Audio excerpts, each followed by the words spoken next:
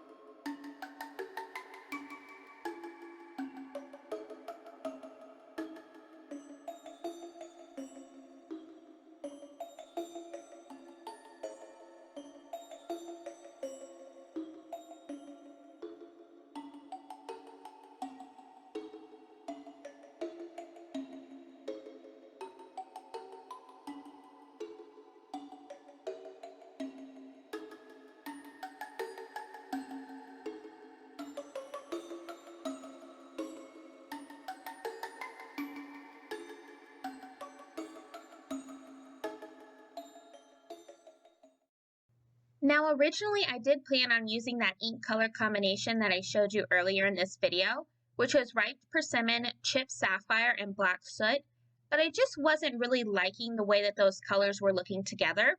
But I still wanted to show you that mistakes can always be fixed when doing card making. So since I don't really like the background that you can see here, what I'm going to do instead of just wasting this piece of Bristol Smooth cardstock is I'm just going to flip it over and I'm just going to use the other side for my ink blending.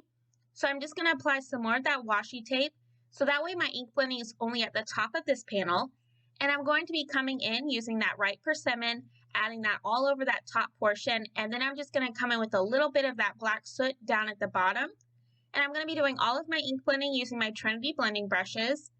And in order to add even more spookiness to my background to get that Halloween feel that I'm going for, I am going to be coming back in with some black soot, and using a paintbrush, I'm just going to be splattering a bunch of that throughout my background.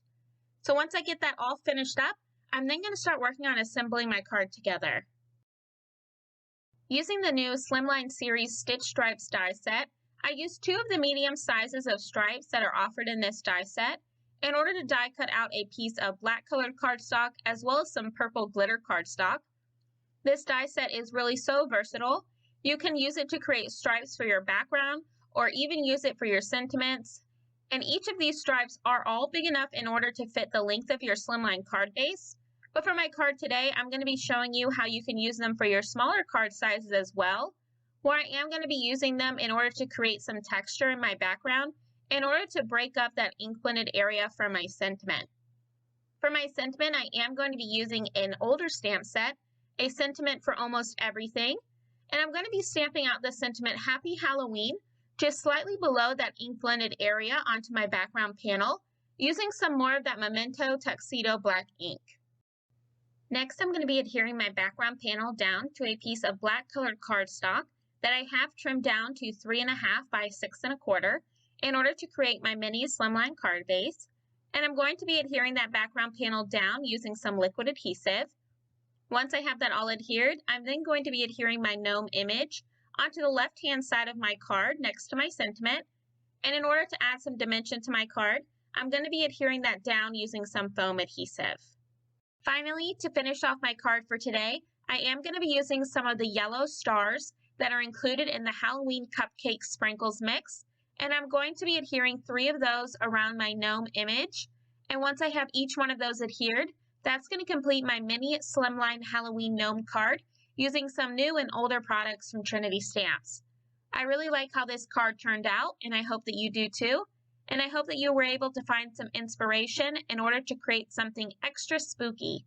I want to thank you all for stopping by and spending some time with me. I really do appreciate it.